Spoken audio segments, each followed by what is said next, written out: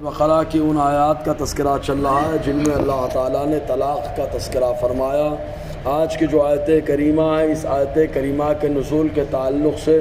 دو قول پائے جاتے ہیں۔ پہلا قول یہ کہ ایک صحابی جن کا نام معقل ابن یسار رضی اللہ تعالی عنہ ہے، ان کی ایک ہمشیرہ اور بہن رہی جن کا نام جمیلہ تھا، انہوں نے جو ہے اپنے چچا کے لڑکے حضرت عبداللہ رضی اللہ تعالیٰ عنہ سے نکاح کرا دیا، اور حضرت عبداللہ رضی اللہ تعالیٰ عنہ بڑے سیدھے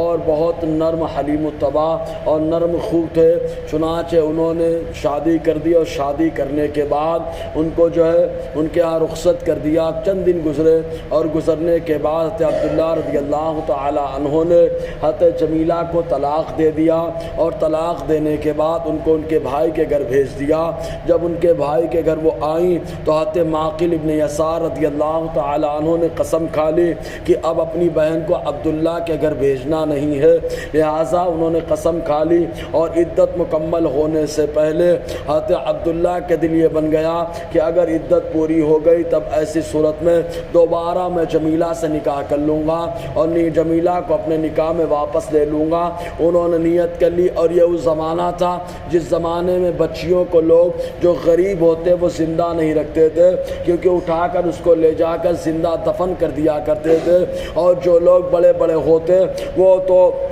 ننگ اور عار سمجھتے ہوئے اپنی بچیوں کو زندہ گاڑ دیا کرتے تھے۔ اللہ تبارک و تعالیٰ نے اس دور میں اسلام کی آمد کے بعد حکم عطا فرمایا، لا تقتلوا اولادکم خشیۃ املاق، مفلسی کے ڈر کی وجہ سے اپنے بچوں کو مت مارو۔ اور کچھ لوگ جو بچیوں کو باقی رکھتے، ان کی حفاظت کرتے، ان کی پرورش کرتے، تو وہ لوگ بچیوں کو سامان تجارت تصور کرتے، اگر کسی سے نکاح کرتے تو بھاری رقم اینٹ لیتے اور اس طریقے سے بچی کو اس کے حوالے کر دیتے، اور وہ بچی کے ساتھ جو ہے کھیل کود کرتا، اور جب دل بھر جاتا تو دوسرے سے اٹھا کے نکاح کر دیتا اور مہر میں بھاری رقم لے لیتا۔ یہ وہ دور تھا، تو اس لیے حضرت معقل ابن یسار رضی اللہ تعالیٰ عنہ نے قسم کھا لی کہ اب میں اپنی بہن کا نکاح عبداللہ سے نہیں کروں گا۔ حضرت عبداللہ نے جو ہے ارادہ بنا لیا، عدت پوری ہوئی، گئے اور جا کر کے معقل سے کہا میں دوبارہ نکاح کرنا چاہتا ہوں۔ حضرت معقل نے کہا میں نے تو قسم کھا رکھی ہے، اب نکاح کرنے کی اجازت نہیں دے سکتا۔ تو حضرت عبداللہ حضور کی بارگاہ عالی جاہ میں آئے اور آ کر کے معاملہ رکھا کہ اللہ کے نبی صلی اللہ علیہ وسلم کچھ بات کو لے کر ہمارے درمیان تک ہو گئی، جس کو لے کر کے ہم نے اپنی بیوی کو چھوڑ دیا، اب میں دوبارہ ان سے جو ہے نکاح کرنا چاہتا ہوں، اور خود میری بیوی جو ہے انہوں نے جو ہے بتا دیا ہے کہ وہ جو ہے مجھ سے نکاح کرنا چاہتی، جن کا نام جمیلہ ہے۔ حضور صلی اللہ علیہ وسلم نے فرمایا کون رکاوٹ بن رہا ہے؟ تو حضرت معقل ابن یسار کا نام آیا۔ حضور نے حضرت معقل ابن یسار کو بلایا اور بلا کر کے ارشاد فرمایا اے معقل کیوں روک رہے ہو؟ کہا اللہ کے نبی صلی اللہ علیہ وسلم میں عبداللہ پر بہت بھروسہ کرتا تھا، یہ بہت نرم اور جو ہے نرم خو اور بڑے سہل پسند رہے، لیکن انہوں نے میری بہن کو جب طلاق دے دیا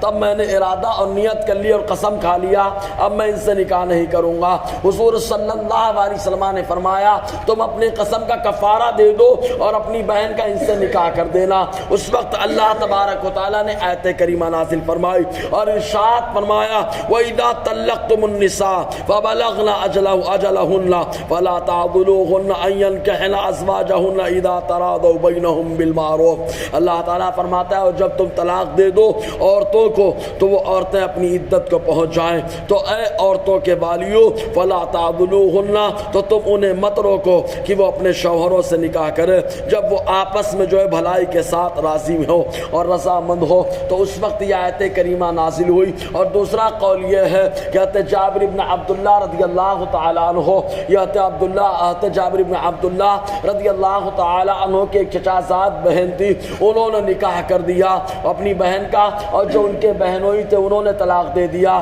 تو انہوں نے قسم کھا رکھی تھی اب میں نکاح نہیں کروں گا۔ حضور صلی اللہ علیہ وسلم کے کہنے کی وجہ سے انہوں نے کفارہ ادا کیا اور اپنی بہن کے نکاح کے لیے راضی ہو گئے۔ تو اللہ تعالیٰ فرماتا ہے ذالک یوعظ بہ من کان منکم یؤمن باللہ والیوم الآخر، اس کے ذریعے سے اسے نصیحت کی جاتی ہے جو تم میں سے اللہ پر ایمان رکھتا ہے، قیامت پر ایمان رکھتا ہے، کیونکہ اس سلسلے میں بہت سارے معاملات ہیں ہے جو معاملات اور فتنوں کا دروازہ نکاح کے ذریعے سے ختم ہو جاتا ہے، اور اگر دوبارہ نکاح نہ کرے تو فتنے کا دروازہ کھل جاتا ہے۔ اللہ تعالیٰ فرماتا ہے ذالکم ازکا لکم واطہر، یہ تمہارے لیے پاکیزہ ہے اور اچھا بھی ہے۔ واللہ یعلم وانتم لا تعلمون، اللہ جانتا ہے تم نہیں جانتے ہو کہ اگر نکاح نہیں کرو گے